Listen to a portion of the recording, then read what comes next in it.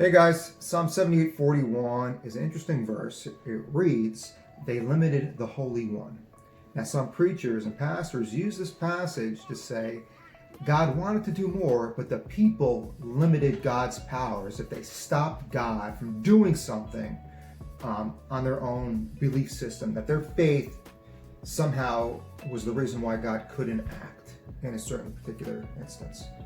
Now, the King James Version is the translation that uses limited. It's good to always compare the other translations to kind of see them all lining up, kind of paint the picture a little more clearly. When we go into the ESV, it says, "It provoked the Holy One."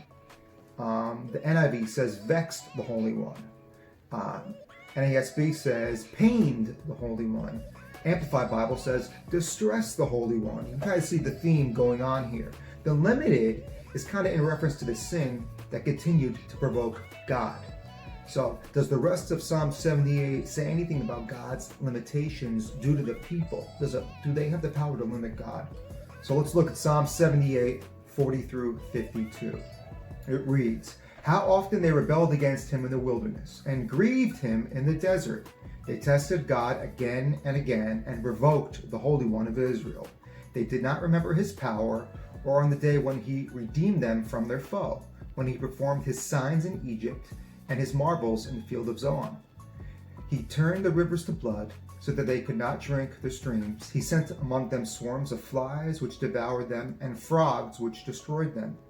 He gave their crops to the destroying locusts and the fruit of their labor to the locusts. He destroyed their vines and hail and the sycamores with frost. He gave over their cattle to the hail and their flocks to thunderbolts.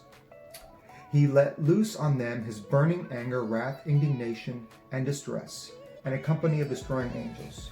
He made a path for his anger and did not spare them from death. He gave their lives over to the plague. He struck down every firstborn in Egypt, their firstfruits, their strength, and the tents of Ham. He led out the people like sheep and guided them in the wilderness like a flock." So the passage is regarding Israel complaining in the wilderness. They saw God's power firsthand, yet they didn't care. Was God limited in power and in purpose? No, he wasn't. Sin is death, and these people saw the Lord and still rebelled against him. He could have wiped out Israel at any time completely, but God had a purpose to save his particular people. So instead of wiping them out, he shows them mercy. So for those who think I'm not limiting God to see his power, they're doing the opposite of what Israel saw. Israel saw God's power, yet they still rejected and they still rebelled against him.